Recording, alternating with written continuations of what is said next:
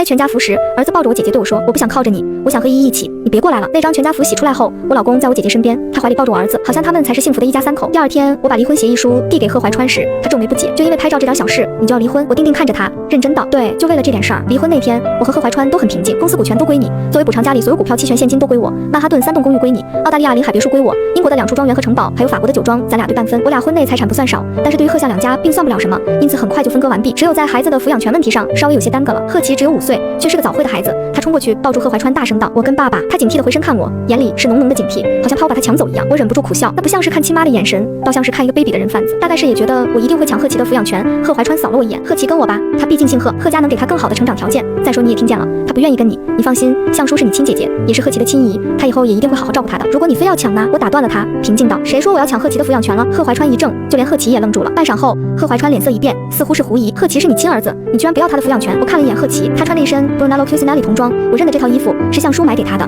这一套就要几万块，确实比我买的那些衣服更衬他这一身豪门小少爷的贵气。此时他有些难以置信地看着我，似乎没想到我居然会不要他。不要，我淡淡道：“你放心吧，我自愿放弃，以后也不会再和你争了。”离婚后，我很快搬出了家，住进了一个小公寓。这个小公寓是我自己买的，没用向家的钱，是我这些年画稿攒的钱买的，不大，只有100来平，和之前住的可以俯瞰整个市中心夜景500多平的大平层没得比。但我感觉前所未有的轻松。我以为离婚了会像是撕裂身上的血肉，可其实更像是摘下身上的枷锁。我知道在贺怀川眼里，我们只是一场没有感情的商业联姻，但是他不知道我是真喜欢他。在向家把我找回去之前，我就一直暗恋他了。我还记得大一我坐着绿皮火车，拎着2个大大的蛇皮袋子来报道，走太久，精疲力尽上台阶时不慎摔倒。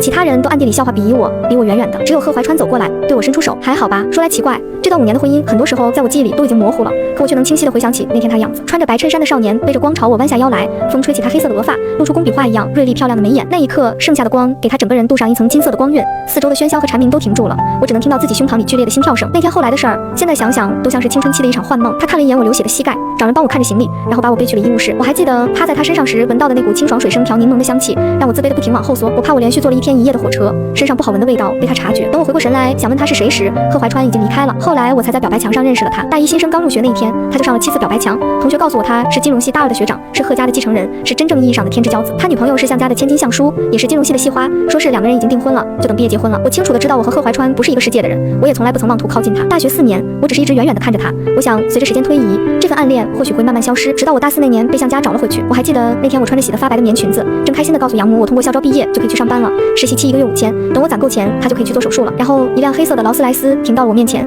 穿着黑西服的男人恭恭敬敬的请我上车。我惶恐的看着汽车穿过了半山腰，停在了一座豪华的半山别墅前。我妈哭着抱住我说，我才是向家的亲生女儿，向叔只是当时被他们抱错的孩子，现在他们把我找回来了，以后我们就是一家人了。我整个人都恍惚了，好几天都一直以为自己在梦里，没想到这种情节居然会发生在自己身上。直到后来我才知道，原来是因为向叔半年前在一次车祸中头部遭受重创，成了植物人，医生说他以后大概率是醒不过来了。这次的车祸输血让向家查清了他的血型，这才得知了向叔不是他们亲生的女儿。我爸妈急着把我找回来，让我代替向叔和贺怀川继续联姻，因为向家的生意已经和贺家高度绑定，现在向叔可能再也醒不过来了，他们需要另一个孩子来替他们绑住贺怀川。我确实喜欢贺怀川，可我不想以这种方式和他在一起，于是拒绝了。我妈哭着求我，楠楠，爸爸妈妈奋斗这么多年的家业，你忍心看着向家破产吗？你忍心看着妈妈这么大年纪出去打工还债吗？他给我一张卡，这里面有300万，你养母做肾移植手术的钱和后续的护理费用都够了。如果你答应联姻，我会立刻给他寻找合适的肾源。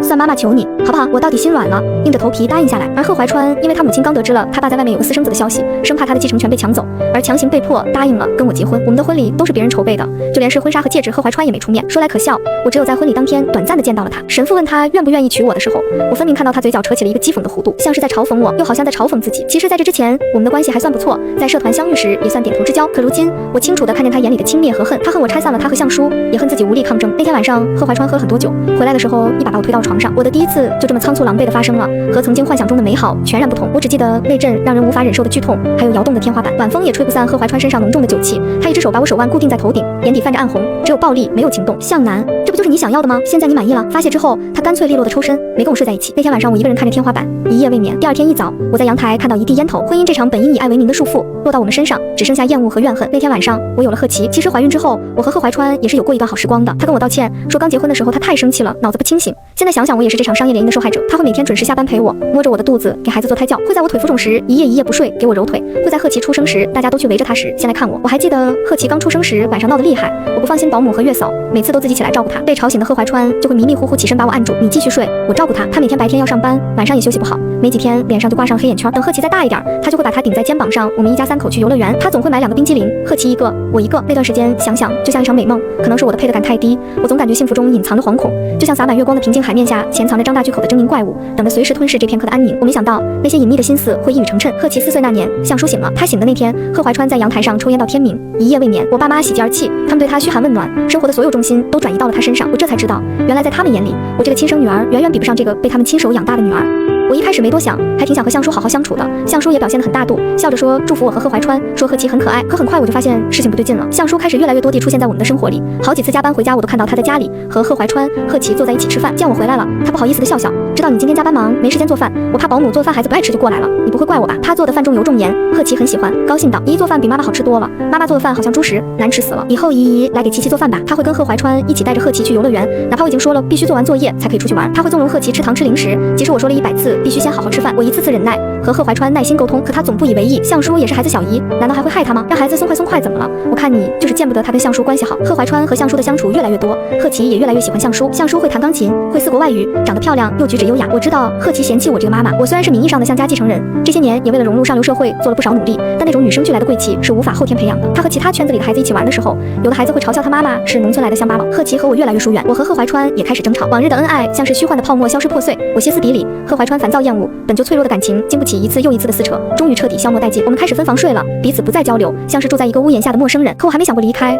因为贺琪，我总想着孩子还需要一个完整的家。决定离婚，其实只是因为一件小事儿。贺琪生日前几天，我因为阑尾炎住院，为了给他庆生，我提前2天出院。结果等我到家时，才发现我爸妈、向叔都来了。贺琪头上戴着生日帽子，桌上蛋糕上插着色彩缤纷的蜡烛，其他人唱着生日歌，热热闹闹的气氛在我开门的瞬间停滞下来。贺怀川眉头下意识皱了起来，你怎么回来了？我不知道该怎么回答。为了贺琪的生日，我伤口还没养好，提前2天出了院，而现在回自己家，我还要做出解释。我妈起身打圆场，向南回来了，累了吧？赶紧坐下吃点东西。我拿出给贺琪的礼物，贺琪一直都很想养一只宠物，我选了很久才选中一只品相很好的蓝白拿破仑，刚刚去宠物店带回来。我小心翼翼地把小猫放在贺琪面前，宝贝，生日快乐。可是预想中贺琪惊喜的神情没有出现，她只是扫了一眼，随后有些厌烦道：向叔阿姨已经送我一只小狗了，我不想要这么多宠物。我一愣，才看到桌子下面有个航空箱，里头装着一只马尔济斯。这样啊，我有些尴尬。向叔抿唇，低声道：不好意思啊，向南，我不知道你也要送小动物，早知道你要送琪琪这个，我就送别的了。其实我没在意，但是他这么一说，倒好像是我让他受了什么委屈。贺怀川扫了我一眼，淡淡道：你不用道歉，是向南没提前说，你也不知道。贺琪没再搭理我，站起来吹灭了蛋糕上的蜡烛，闭上眼睛开始许愿。我妈见气氛有些尴尬，提议道：今天琪琪生日，难得咱们全家都在，我们照相吧。我正要过去抱着贺琪，他却突然挣脱了我的手，靠到向叔身边。我不要靠着你，我要一抱。他甩脱的那样用力，我的手被打得生疼，一时间站在原地，居然不知道该如何反应。所有人都找到了自己的位置，向叔抱着贺琪站在中间，旁边是贺怀川，我爸妈站在两边。我妈的手机延时拍摄没弄明白，贺琪有些不耐烦了，对我道：你别过来了，帮我们拍照吧。没人反驳这个提议。灯光下，他们像是真正的一家人，而我和他们中间似乎隔着一条无形的楚河汉界，清楚地告诉我，我并不是他们的家人。许久后，我走过去按下了快门。这顿饭我吃得味同嚼蜡，我实在没办法逼自己笑出来。向叔看了我一眼，突然放下筷子，蹙眉道：对不起啊，向南，我今天是不是不应该来啊？他脸上带上一丝落寞，我就是想给琪琪过个生日，是不是打扰到你们了？要是你不高兴的话，我以后就不来了，我不想让你不开心。我还没说话，我妈就满脸心疼，这孩子瞎说什么呢？咱们是一家人，说什么两家话？我就是怕向南不高兴，我看他好像不太开心了。贺怀川有些不悦，不开心也是他小心眼儿，你好心给琪琪过生日，这有什么打扰的？向叔咬住下唇，起身道：要不我还是走吧，你们吃吧。他苦笑道：反正我也不是爸妈亲女儿，你们本来才是一家人，我也不属于这个家，向南不欢迎我也是应该的。我妈急得拉住他：你怎么不属于这个家？妈一直把你当亲女儿。他扭头朝我，面露责怪：向南，你姐姐也是好心来给琪琪过生日，你说好好的日子，你闹什么？贺怀川也看向我，脸色微沉，本来大家都好好的，你非要回来干什么？我想说话，却被贺琪打断了。他小跑着去抱住向叔的大腿，大声道：我不要依依走。随即他回身怒视我：我讨厌妈妈，要走也应该是妈妈走。孩子的眼睛黑白分明，带着天真的残忍，都怪你，依依才不高兴了。妈妈为什么这么快就好了？要是妈妈一直生病，就不用回来了。我呆呆地站在客厅里看着贺琪。这个我拼着大出血生下的孩子，我把所有的爱倾注在他身上的孩子，心脏好像破了个洞，疼得我几乎不知道该如何反应。今天的事情从头到尾，我分明一句话都没说，可是他们都那样怒视着我，保护着身后的向叔。半晌后，我起身拉起还没打开的行李，推开门：你别走了。越过向叔时，我轻声道：我走。离婚的消息我们都没瞒着家里，我妈直接给我打来了电话，她有些埋怨道：就为了这点事儿，你怎么就非要离婚？婚姻不是小事儿，孩子怎么办？你忍心让他以后当没妈的孩子？我淡淡道：有他最喜欢的向叔当妈，他想必会很开心。你这孩子就是任性，办事老这么极端。你说我和你爸都不是这种人，肯定是你那对养父母把你养成这样的。哎，我疲惫到差不多就行了吧？现在还演给谁看呢？其实从向叔醒了开始，你就一直有意无意撮合他和贺怀川，你无非就是觉得贺怀川本来应该是他的，难道你心里没想到让我和贺怀川离婚，让向叔和他结婚吗？我妈卡壳了一下，声音提高的有些心虚。你这孩子怎么能这么说？你们都是妈的孩子，手心手背都是肉，我难道还能只心疼他不心疼你吗？我突然一句话也不想再说了，我不是傻子。自从向叔醒了之后，他们就一直有意无意的制造他和贺怀川相处的机会，他们还是心疼向叔，觉得贺怀川这样的好女婿应该留给他。你放心，我和贺怀川离婚之后，他立马就会跟向叔结婚的，家里的生意不会受影响，还有向家的东西我一分都不会要，以后就当你们没把我找回来过吧。你这孩子说什么呢？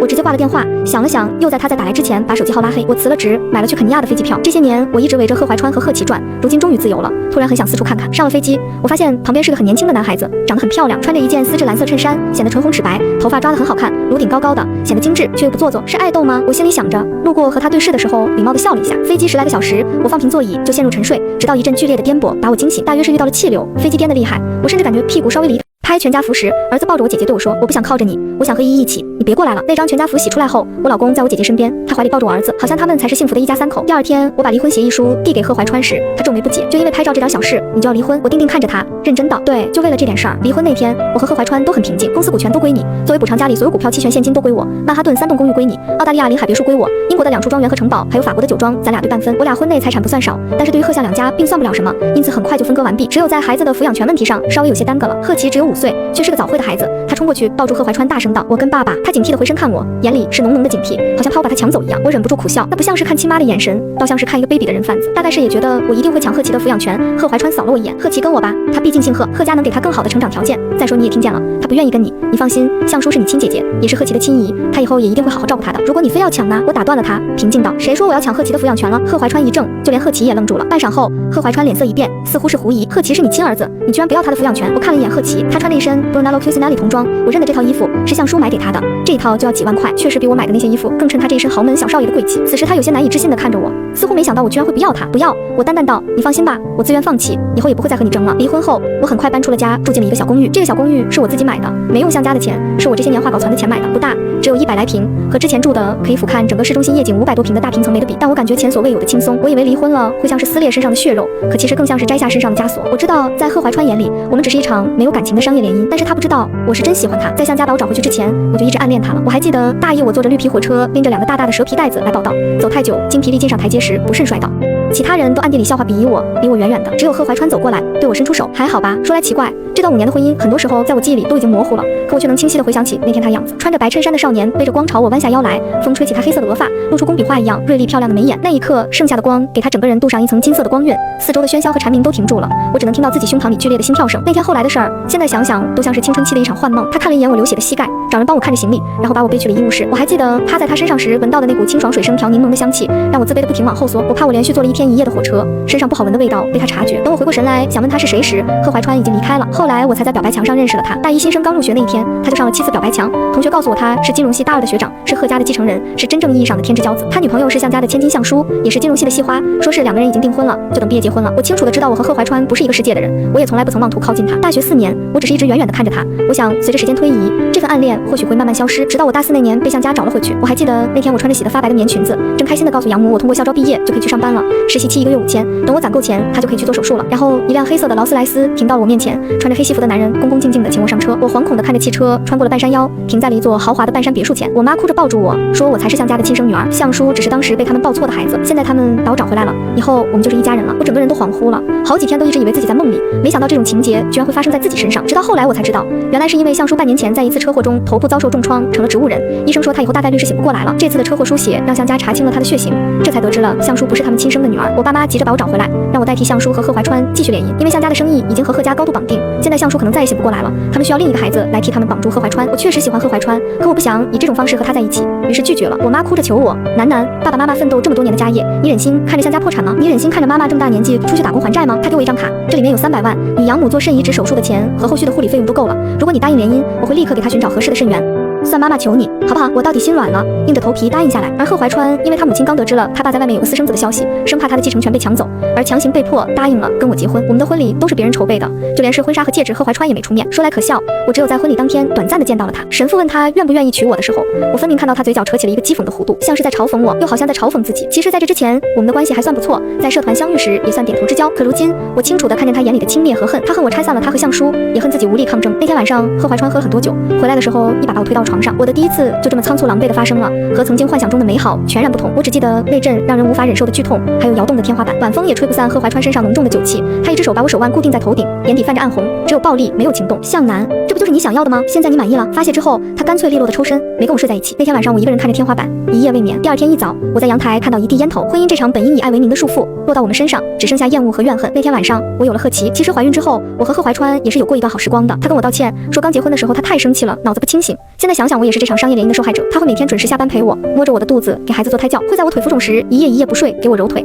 会在贺琪出生时大家都去围着他时先来看我。我还记得贺琪刚出生时晚上闹得厉害，我不放心保姆和月嫂，每次都自己起来照顾他。被吵醒的贺怀川就会迷迷糊糊起身把我按住，你继续睡，我照顾他。他每天白天要上班，晚上也休息不好，没几天脸上就挂上黑眼圈。等贺琪再大一点，他就会把他顶在肩膀上，我们一家三口去游乐园。他总会买2个冰激凌，贺琪一个，我一个。那段时间想想就像一场美梦，可能是我的配得感太低，我总感觉幸福中隐藏着惶恐，就像洒满月光的平静海面下潜藏着张大巨口的狰狞怪物，等着随时吞噬这片刻的安宁。我没想到那些隐秘的心思会一语成谶。贺琪4岁那年，向叔醒了。他醒的那天，贺怀川在阳台上抽烟到天明，一夜未眠。我爸妈喜极而泣，他们对他嘘寒问暖，生活的所有重心都转移到了他身上。我这才知道，原来在他们眼里，我这个亲生女儿远远比不上这个被他们亲手养大的女儿。我一开始没多想，还挺想和向叔好好相处的。向叔也表现得很大度，笑着说祝福我和贺怀川，说贺琪很可爱。可很快我就发现事情不对劲了，向叔开始越来越多地出现在我们的生活里，好几次加班回家，我都看到他在家里和贺怀川、贺琪坐在一起吃饭。见我回来了，他不好意思地笑笑，知道你今天加班忙，没时间做饭，我怕保姆做饭孩子不爱吃就过来了，你不会怪我吧？他做的饭重油重盐，贺琪很喜欢，高兴道：姨做饭比妈妈好吃多了，妈妈做的饭好像猪食，难吃死了。以后姨来给琪琪做饭吧。他会跟贺怀川一起带着贺琪去游乐园，哪怕我已经说了必须做完作业才可以出去玩，他会纵容贺琪吃糖吃零食，即使我说了100次必须先好好吃饭，我一次次忍耐和贺怀川耐心沟通，可他总不以为意。向叔也是孩子小姨，难道还会害他吗？让孩子松快松快怎么了？我看你就是见不得他跟向叔关系好。贺怀川和向叔的相处越来越多，贺琪也越来越喜欢向叔。向叔会弹钢琴，会4国外语，长得漂亮又举止优雅。我知道贺琪嫌弃我这个妈妈，我虽然是名义上的向家继承人，这些年也为了融入上流社会做了不少努力，但那种与生俱来的贵气是无法后天培养的。他和其他圈子里的孩子一起玩的时候，有的孩子会嘲笑他妈妈是农村来的乡巴佬。贺琪和我越来越疏远，我和贺怀川也开始争吵，往日的恩爱像是虚幻的泡沫消失破碎，我歇斯底里，贺怀川烦躁厌恶，本就脆弱的感情经不起一次又一次的撕扯，终于彻底消磨殆尽。我们开始分房睡了，彼此不再交流，像是住在一个屋檐下的陌生人。可我还没想过离开，因为贺琪，我总想着孩子还需要一个完整的家。决定离婚，其实只是因为一件小事儿。贺琪生日前几天，我因为阑尾炎住院，为了给他庆生，我提前2天出院。结果等我到家时，才发现我爸妈、向叔都来了。贺琪头上戴着生日帽子，桌上蛋糕上插着色彩缤纷的蜡烛，其他人唱着生日歌，热热闹闹的气氛在我开门的瞬间停滞下来。贺怀川眉头下意识皱了起来，你怎么回来了？我不知道该怎么回答。为了贺琪的生日，我伤口还没养好，提前2天出了院，而现在回自己家，我还要做出解释。我妈起身打圆场，向南回来了，累了吧？赶紧坐下吃点东西。我拿出给贺琪的礼物，贺琪一直都很想养一只宠物，我选了很久才选中一只品相很好的蓝白拿破仑，刚刚去宠物店带回来。我小心翼翼地把小猫放在贺琪面前，宝贝，生日快乐。可是预想中贺琪惊喜的神情没有出现，她只是扫了一眼，随后有些厌烦道：向叔阿姨已经送我一只小狗了，我不想要这么多宠物。我一愣，才看到桌子下面有个航空箱，里头装着一只马尔济斯。这样啊，我有些尴尬。向叔抿唇，低声道：不好意思啊，向南，我不知道你也要送小动物，早知道你要送琪琪这个，我就送别的了。其实我没在意，但是他这么一说，倒好像是我让他受了什么委屈。贺怀川扫了我一眼，淡淡道：你不用道歉，是向南没提前说，你也不知道。贺琪没再搭理我，站起来吹灭了蛋糕上的蜡烛，闭上眼睛开始许愿。我妈见气氛有些尴尬，提议道：今天琪琪生日，难得咱们全家都在，我们照相吧。我正要过去抱着贺琪，他却突然挣脱了我的手，靠到向叔身边。我不要靠着你，我要一抱。他甩脱的那样用力，我的手被打得生疼，一时间站在原地，居然不知道该如何反应。所有人都找到了自己的位置，向叔抱着贺琪站在中间，旁边是贺怀川，我爸妈站在两边。我妈的手机延时拍摄没弄明白，贺琪有些不耐烦了，对我道：你别过来了，帮我们拍照吧。没人反驳这个提议。灯光下，他们像是真正的一家人，而我和他们中间似乎隔着一条无形的楚河汉界，清楚地告诉我并不是他们的家人。许久后，我走过去按下了快门。这顿饭我吃得味同嚼蜡，我实在没办法逼自己笑出来。向叔看了我一眼，突然放下筷子，蹙眉道：对不起啊，向南，我今天是不是不应该来啊？他脸上带上一丝落寞，我就是想给琪琪过个生日，是不是打扰到你们了？要是你不高兴的话，我以后就不来了，我不想让你不开心。我还没说话，我妈就满脸心疼，这孩子瞎说什么呢？咱们是一家人，说什么两家话？我就是怕向南不高兴，我看他好像不太开心了。贺怀川有些不悦，不开心也是他小心眼儿，你好心给琪琪过生日，这有什么打扰的？向叔咬住下唇，起身道：要不我还是走吧，你们吃吧。他苦笑道：“反正我也不是爸妈亲女儿，你们本来才是一家人，我也不属于这个家，向南不欢迎我也是应该的。”我妈急得拉住她：“你怎么不属于这个家？妈一直把你当亲女儿。”她扭头朝我，面露责怪：“向南，你姐姐也是好心来给七七过生日，你说好好的日子，你闹什么？”贺怀川也看向我，脸色微沉：“本来大家都好好的，你非要回来干什么？”我想说话，却被贺琪打断了。他小跑着去抱住向叔的大腿，大声道：“我不要依依走。”随即他回身怒视我：“我讨厌妈妈，要走也应该是妈妈走。”孩子的眼睛黑白分明，带着天真的残忍。都怪你，依依才不高兴了。妈妈为什么这么快就好了？要是妈妈一直生病，就不用回来了。我呆呆地站在客厅里看着贺琪。这个我拼着大出血生下的孩子，我把所有的爱倾注在他身上的孩子，心脏好像破了个洞，疼得我几乎不知道该如何反应。今天的事情从头到尾，我分明一句话都没说，可是他们都那样怒视着我，保护着身后的向叔。半晌后，我起身拉起还没打开的行李，推开门：“你别走了。”越过向叔时，我轻声道：“我走。”离婚的消息我们都没瞒着家里，我妈直接给我打来了电话，她有些埋怨道：“就为了这点事儿，你怎么就非要离婚？婚姻不是小事儿，孩子怎么办？你忍心让他以后当个没妈的孩子？”我淡淡道：“有他最喜欢的向叔当妈，他想必会很开心。你这孩子就是任性，办事老这么极端。你说我和你爸都不是这种人，肯定是你那对养父母把你养成这样的。”我疲惫道：“差不多就行了吧？现在还演给谁看呢？其实从向叔醒了开始，你就一直有意无意撮合他和贺怀川，你无非就是觉得贺怀川本来应该是他的，难道你心里没想到让我和贺怀川离婚，让向叔和他结婚吗？”我妈卡壳了一下，声音提高的有些心虚：“你这孩子怎么能这么说？你们都是妈的孩子，手心手背都是肉，我难道还能只心疼他不心疼你吗？”我突然一句话也不想再说了，我不是傻子。自从向叔醒了之后，他们就一直有意无意的制造他和贺怀川相处的机会，他们还是心疼向叔，觉得贺怀川这样的好女婿应该留给他。你放心，我和贺怀川离婚之后，他立马就会跟向叔结婚的，家里的生意不会受影响，还有向家的东西我一分都不会要，以后就当你们没把我找回来过吧。你这孩子说什么呢？我直接挂了电话，想了想，又在他再打来之前把手机号拉黑。我辞了职，买了去肯尼亚的飞机票。这些年我一直围着贺怀川和贺琪转，如今终于自由了，突然很想四处看看。上了飞机，我发现旁边是个很年轻的男孩子，长得很漂亮，穿着一件丝质蓝色衬衫，显得唇红齿白，头发抓得很好看，颅顶高高的，显得精致却又不做作，是爱豆吗？我心里想着，路过和他对视的时候，礼貌地笑了一下。飞机10来个小时，我放平座椅就陷入沉睡，直到一阵剧烈的颠簸把我惊醒，大约是遇到了气流，飞机颠得厉害，我甚至感觉屁股稍微离拍全家福时，儿子抱着我姐姐对我说：“我不想靠着你，我想和依依一起，你别过来了。”那张全家福洗出来后，我老公在我姐姐身边，他怀里抱着我儿子，好像他们才是幸福的一家三口。第二天，我把离婚协议书递给贺怀川时，他皱眉不解：“就因为拍照这点小事，你就要离婚？”我定定看着他，认真道：“对，就为了这点事儿。离婚那天，我和贺怀川都很平静，公司股权都归你，作为补偿家里所有股票期权现金都归我，曼哈顿3栋公寓归你，澳大利亚临海别墅归我，英国的2处庄园和城堡，还有法国的酒庄，咱俩对半分。我俩婚内财产不算少，但是对于贺向两家并算不了什么，因此很快就分割完毕。只有在孩子的抚养权问题上稍微有些耽搁了。贺琪只有5岁，却是个早慧的孩子，他冲过去抱住贺怀川，大声道：“我跟爸爸。”他警惕地回身看我，眼里是浓浓的警惕，好像怕我把他抢走一样。我忍不住苦笑，那不像是看亲妈的眼神，倒像是看一个卑鄙的人贩子。大概是也觉得我一定会抢贺琪的抚养权。贺怀川扫了我一眼：“贺琪跟我吧，他毕竟姓贺，贺家能给他更好的成长条件。再说你也听见了，他不愿意跟你，你放心，向叔是你亲姐姐，也是贺琪的亲姨，他以后也一定会好好照顾他的。如果你非要抢呢？”我打断了他，平静道：“谁说我要抢贺琪的抚养权了？”贺怀川一怔，就连贺琪也愣住了。半晌后，贺怀川脸色一变，似乎是狐疑：“贺琪是你亲儿子，你居然不要他的抚养权？”我看了一眼贺琪，他穿了一身 Brunello Cucinelli 童装，我认得这套衣服是向叔买给他的，这一套就要几万块，确实比我买的那些衣服更衬他这一身豪门小少爷的贵气。此时他有些难以置信地看着我，似乎没想到我居然会不要他。不要，我淡淡道：“你放心吧，我自愿放弃，以后也不会再和你争了。”离婚后，我很快搬出了家，住进了一个小公寓。这个小公寓是我自己买的，没用向家的钱，是我这些年画稿攒的钱买的，不大，只有100来平，和之前住的可以俯瞰整个市中心夜景500多平的大平层没得比。但我感觉前所未有的轻松。我以为离婚了会像是撕裂身上的血肉，可其实更像是摘下身上的枷锁。我知道在贺怀川眼里，我们只是一场没有感情的商业联姻，但是他不知道我是真喜欢他。在向家把我找回去之前，我就一直暗恋他了。我还记得大一我坐着绿皮火车，拎着2个大大的蛇皮袋子来报道，走太久，精疲力尽上台阶时不慎摔倒。其他人都暗地里笑话鄙夷我，离我远远的，只有贺怀川走过来对我伸出手。还好吧，说来奇怪，这段5年的婚姻，很多时候在我记忆里都已经模糊了，可我却能清晰地回想起那天他样子。穿着白衬衫的少年背着光朝我弯下腰来，风吹起他黑色的额发，露出工笔画一样锐利漂亮的眉眼。那一刻，剩下的光给他整个人镀上一层金色的光晕，四周的喧嚣和蝉鸣都停住了，我只能听到自己胸膛里剧烈的心跳声。那天后来的事儿，现在想想都像是青春期的一场幻梦。他看了一眼我流血的膝盖，找人帮我看着行李，然后把我背去了医务室。我还记得趴在他身上时闻到的那股清爽水生调柠檬的香气，让我自卑的不停往后缩。我怕我连续坐了1天1夜的火车，身上不好闻的味道被他察觉。等我回过神来，想问他是谁时，贺怀川已经离开了。后来我才在表白墙上认识了他。大一新生刚入学那一天，他就上了7次表白墙。同学告诉我他是金融系大2的学长，是贺家的继承人，是真正意义上的天之骄子。他女朋友是向家的千金向叔，也是金融系的系花，说是2个人已经订婚了，就等毕业结婚了。我清楚的知道我和贺怀川不是一个世界的人，我也从来不曾妄图靠近他。大学4年，我只是一直远远的看着他。我想随着时间推移，这份暗恋或许会慢慢消失，直到我大4那年被向家找了回去。我还记得那天我穿着洗得发白的棉裙子，正开心的告诉养母我通过校招毕业就可以去上班了。实习期1个月5000，等我攒够钱，他就可以去做手术了。然后一辆黑色的劳斯莱斯停到了我面前，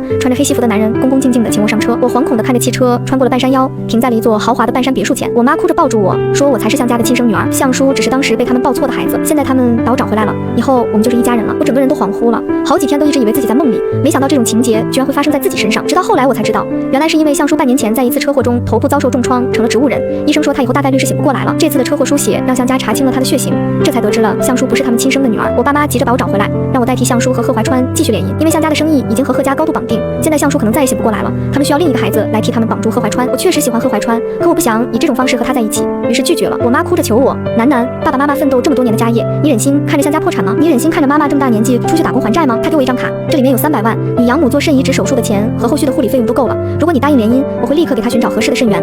算妈妈求你，好不好？我到底心软了，硬着头皮答应下来。而贺怀川，因为他母亲刚得知了他爸在外面有个私生子的消息，生怕他的继承权被抢走，而强行被迫答应了跟我结婚。我们的婚礼都是别人筹备的，就连是婚纱和戒指，贺怀川也没出面。说来可笑，我只有在婚礼当天短暂的见到了他。神父问他愿不愿意娶我的时候，我分明看到他嘴角扯起了一个讥讽的弧度，像是在嘲讽我，又好像在嘲讽自己。其实在这之前，我们的关系还算不错，在社团相遇时也算点头之交。可如今，我清楚地看见他眼里的轻蔑和恨，他恨我拆散了他和向叔，也恨自己无力抗争。那天晚上，贺怀川喝了很多酒，回来的时候一把把我推到床上。我的第一次就这么仓促狼狈地发生了，和曾经幻想中的美好全然不同。我只记得那阵让人无法忍受的剧痛，还有摇动的天花板，晚风也吹不散贺怀川身上浓重的酒气。他一只手把我手腕固定在头顶，眼底泛着暗红，只有暴力没有情动。向南，这不就是你想要的吗？现在你满意了？发泄之后，他干脆利落地抽身，没跟我睡在一起。那天晚上我一个人看着天花板，一夜未眠。第二天一早，我在阳台看到一地烟头。婚姻这场本应以爱为名的束缚落到我们身上，只剩下厌恶和怨恨。那天晚上我有了贺琪。其实怀孕之后，我和贺怀川也是有过一段好时光的。他跟我道歉，说刚结婚的时候他太生气了，脑子不清醒。现在想想，我也是这场商业联姻的受害者。他会每天准时下班陪我，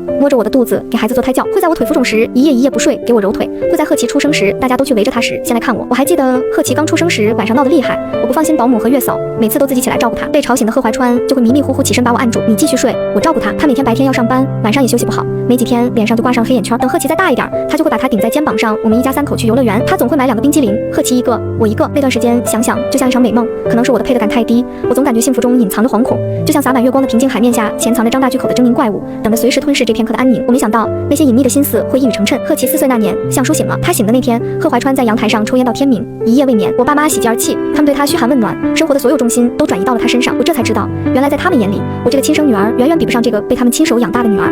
我一开始没多想，还挺想和向叔好好相处的。向叔也表现得很大度，笑着说祝福我和贺怀川，说贺琪很可爱。可很快我就发现事情不对劲了，向叔开始越来越多地出现在我们的生活里，好几次加班回家，我都看到他在家里和贺怀川、贺琪坐在一起吃饭。见我回来了，他不好意思地笑笑，知道你今天加班忙，没时间做饭，我怕保姆做饭孩子不爱吃就过来了，你不会怪我吧？他做的饭重油重盐，贺琪很喜欢，高兴道：姨姨做饭比妈妈好吃多了，妈妈做的饭好像猪食，难吃死了。以后姨姨来给琪琪做饭吧。他会跟贺怀川一起带着贺琪去游乐园，哪怕我已经说了必须做完作业才可以出去玩，他会纵容贺琪吃糖吃零食，即使我说了100次必须先好好吃饭。我一次次忍耐，和贺怀川耐心沟通，可他总不以为意。向叔也是孩子小姨，难道还会害他吗？让孩子松快怎么了？我看你就是见不得他跟向叔关系好。贺怀川和向叔的相处越来越多，贺琪也越来越喜欢向叔。向叔会弹钢琴，会4国外语，长得漂亮又举止优雅。我知道贺琪嫌弃我这个妈妈，我虽然是名义上的向家继承人，这些年也为了融入上流社会做了不少努力，但那种与生俱来的贵气是无法后天培养的。他和其他圈子里的孩子一起玩的时候，有的孩子会嘲笑他妈妈是农村来的乡巴佬。贺琪和我越来越疏远，我和贺怀川也开始争吵，往日的恩爱像是虚幻的泡沫消失破碎，我歇斯底里，贺怀川烦躁厌恶，本就脆弱的感情经不起一次又一次的撕扯，终于彻底消磨殆尽。我们开始分房睡了，彼此不再交流，像是住在一个屋檐下的陌生人。可我还没想过离开，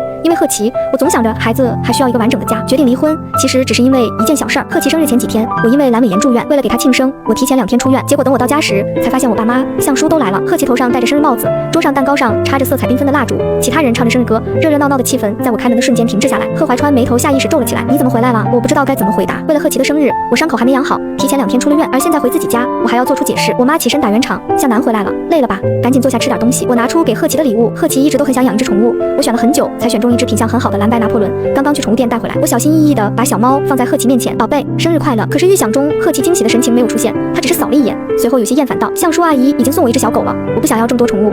我一愣，才看到桌子下面有个航空箱，里头装着一只马尔济斯。这样啊，我有些尴尬。向叔抿唇，低声道：不好意思啊，向南，我不知道你也要送小动物，早知道你要送琪琪这个，我就送别的了。其实我没在意，但是他这么一说，倒好像是我让他受了什么委屈。贺怀川扫了我一眼，淡淡道：你不用道歉，是向南没提前说，你也不知道。贺琪没再搭理我，站起来吹灭了蛋糕上的蜡烛，闭上眼睛开始许愿。我妈见气氛有些尴尬，提议道：今天琪琪生日，难得咱们全家都在，我们照相吧。我正要过去抱着贺琪，他却突然挣脱了我的手，靠到向叔身边。我不要靠着你，我要依依抱。他甩脱的那样用力，我的手被打得生疼，一时间站在原地，居然不知道道该如何反应。所有人都找到了自己的位置，向叔抱着贺琪站在中间，旁边是贺怀川，我爸妈站在两边。我妈的手机延时拍摄没弄明白，贺琪有些不耐烦了，对我道：“你别过来了，帮我们拍照吧。”没人反驳这个提议。灯光下，他们像是真正的一家人，而我和他们中间似乎隔着一条无形的楚河汉界，清楚地告诉我并不是他们的家人。许久后，我走过去按下了快门。这顿饭我吃得味同嚼蜡，我实在没办法逼自己笑出来。向叔看了我一眼，突然放下筷子，蹙眉道：“对不起啊，向南，我今天是不是不应该来啊？”他脸上带上一丝落寞，我就是想给琪琪过个生日，是不是打扰到你们了？要是你不高兴的话，我以后就不来了，我不想让你不开心。我还没说话，我妈就满脸心疼，这孩子瞎说什么呢？咱们是一家人，说什么两家话？我就是怕向南不高兴，我看他好像不太开心了。贺怀川有些不悦，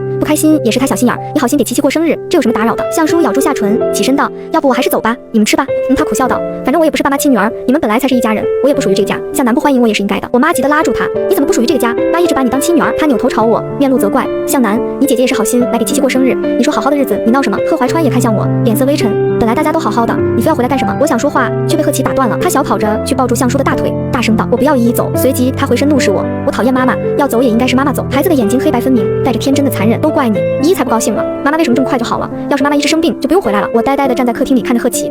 这个我拼着大出血生下的孩子，我把所有的爱倾注在他身上的孩子，心脏好像破了个洞，疼得我几乎不知道该如何反应。今天的事情从头到尾，我分明一句话都没说，可是他们都那样怒视着我，保护着身后的向叔。半晌后，我起身拉起还没打开的行李，推开门：“你别走了。”越过向叔时，我轻声道：“我走。”离婚的消息我们都没瞒着家里，我妈直接给我打来了电话，她有些埋怨道：“就为了这点事儿，你怎么就非要离婚？婚姻不是小事儿，孩子怎么办？你忍心让他以后当没妈的孩子？”我淡淡道：“有他最喜欢的向叔当妈，他想必会很开心。你这孩子就是任性，办事老这么极端。你说我和你爸都不是这种人，肯定是你那对养父母把你养成这样的。”哎，我疲惫道：“差不多就行了吧？现在还演给谁看呢？”其实从向叔醒了开始，你就一直有意无意撮合他和贺怀川，你无非就是觉得贺怀川本来应该是他的，难道你心里没想到让我和贺怀川离婚，让向叔和他结婚吗？我妈卡壳了一下，声音提高的有些心虚：“你这孩子怎么能这么说？你们都是妈的孩子，手心手背都是肉，我难道还能只心疼他不心疼你吗？”我突然一句话也不想再说了，我不是傻子。自从向叔醒了之后，他们就一直有意无意的制造他和贺怀川相处的机会，他们还是心疼向叔，觉得贺怀川这样的好女婿应该留给他。你放心，我和贺怀川离婚之后，他立马就会跟向叔结婚的，家里的生意不会受影响，还有向家的东西我一分都不会要，以后就当你们没把我找回来过吧。你这孩子说什么呢？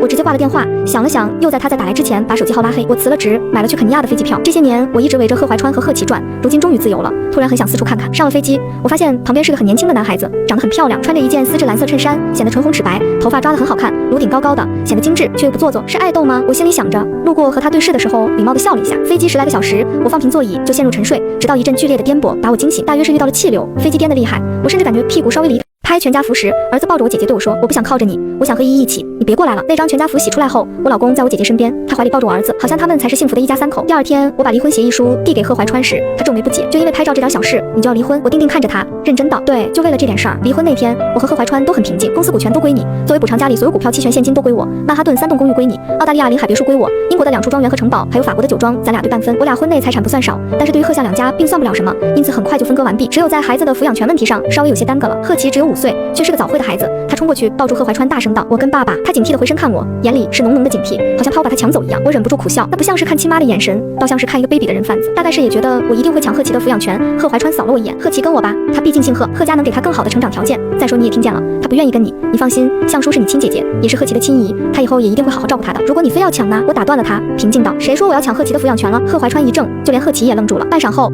贺怀川脸色一变，似乎是狐疑：“贺琪是你亲儿子，你居然不要他的抚养权？”我看了一眼贺琪，他穿了一身 Brunello Cucinelli 童装，我认得这套衣服是向叔买给他的，这一套就要几万块，确实比我买的那些衣服更衬他这一身豪门小少爷的贵气。此时他有些难以置信地看着我，似乎没想到我居然会不要他。不要，我淡淡道：“你放心吧，我自愿放弃，以后也不会再和你争了。”离婚后，我很快搬出了家，住进了一个小公寓。这个小公寓是我自己买的，没用向家的钱，是我这些年画稿攒的钱买的，不大，只有100来平，和之前住的可以俯瞰整个市中心夜景500多平的大平层没得比。但我感觉前所未有的轻松。我以为离婚了会像是撕裂身上的血肉，可其实更像是摘下身上的枷锁。我知道在贺怀川眼里，我们只是一场没有感情的商业联姻，但是他不知道我是真喜欢他。在向家把我找回去之前，我就一直暗恋他了。我还记得大一我坐着绿皮火车，拎着2个大大的蛇皮袋子来报道，走太久，精疲力尽上台阶时不慎摔倒。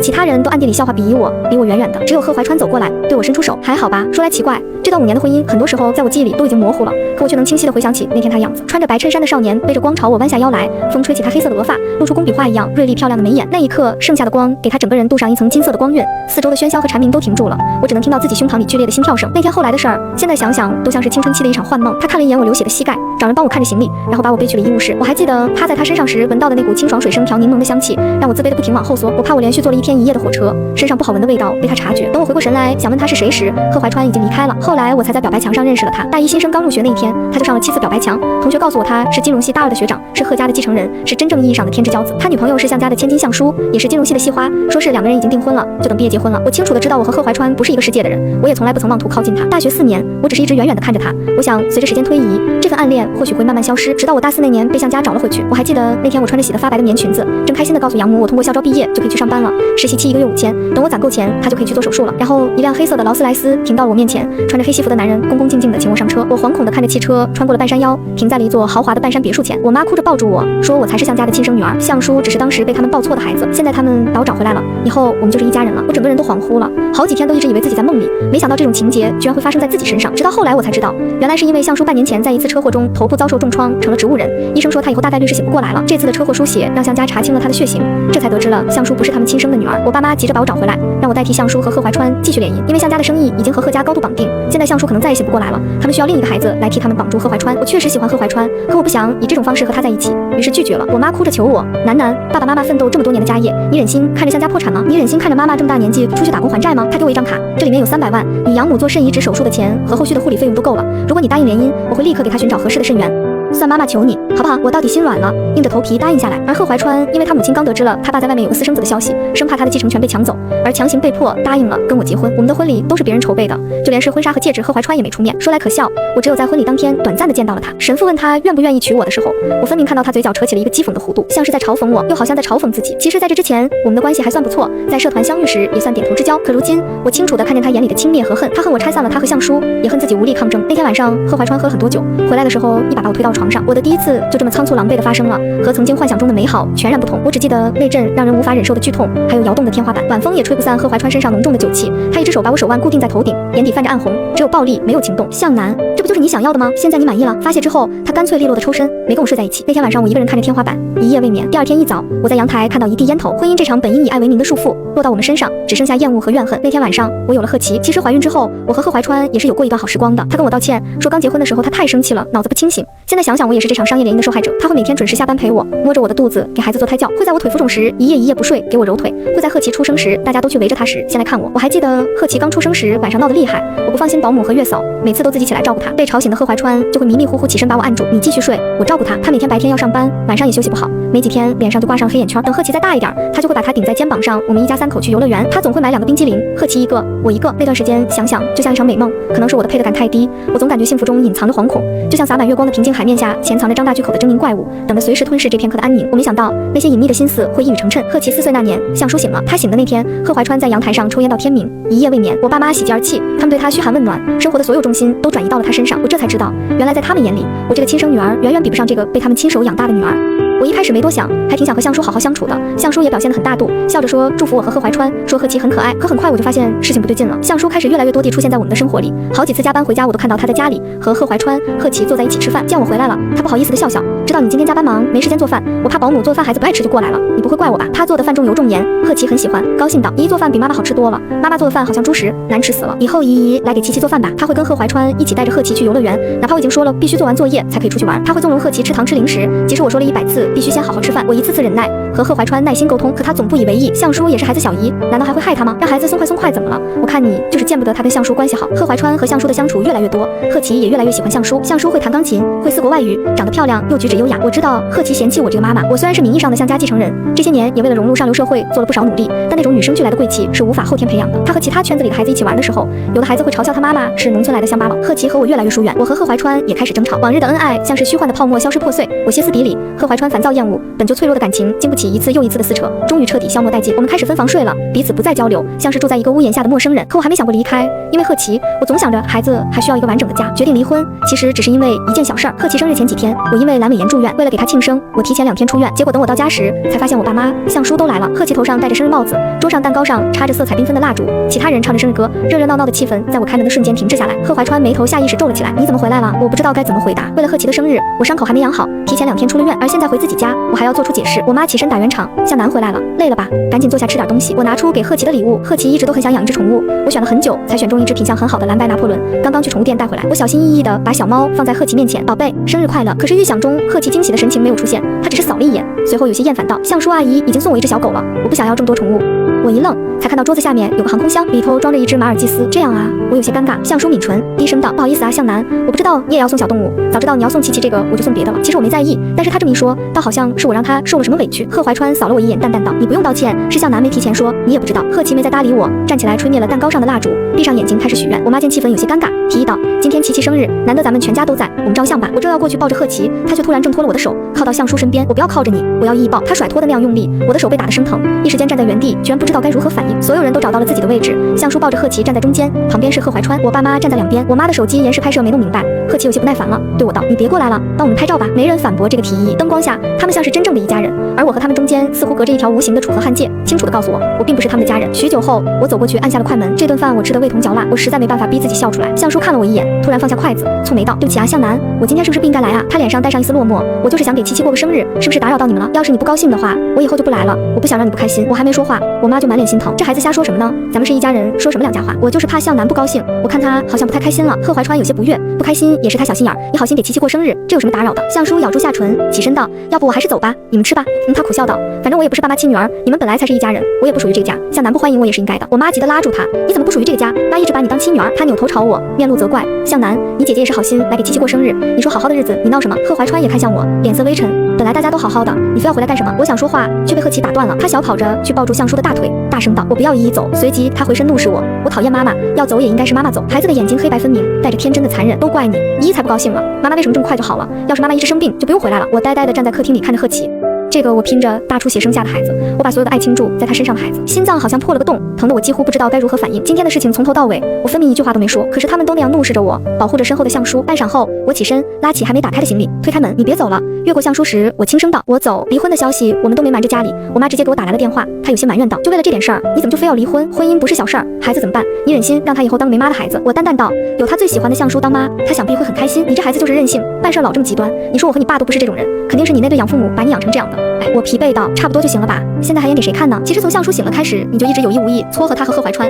你无非就是觉得贺怀川本来应该是他的，难道你心里没想到让我和贺怀川离婚，让相叔和他结婚吗？我妈卡壳了一下，声音提高的有些心虚：你这孩子怎么能这么说？你们都是妈的孩子，手心手背都是肉，我难道还能只心疼他不心疼你吗？我突然一句话也不想再说了，我不是傻子。自从相叔醒了之后，他们就一直有意无意的制造他和贺怀川相处的机会，他们还是心疼相叔，觉得贺怀川这样的好女婿应该留给他。你放心，我和贺怀川离婚之后，他立马就会跟相叔结婚的，家里的生意不会受影响，还有相家的东西我一分都不会要，以后就当你们没把我找回来过吧。你这孩子说什么呢？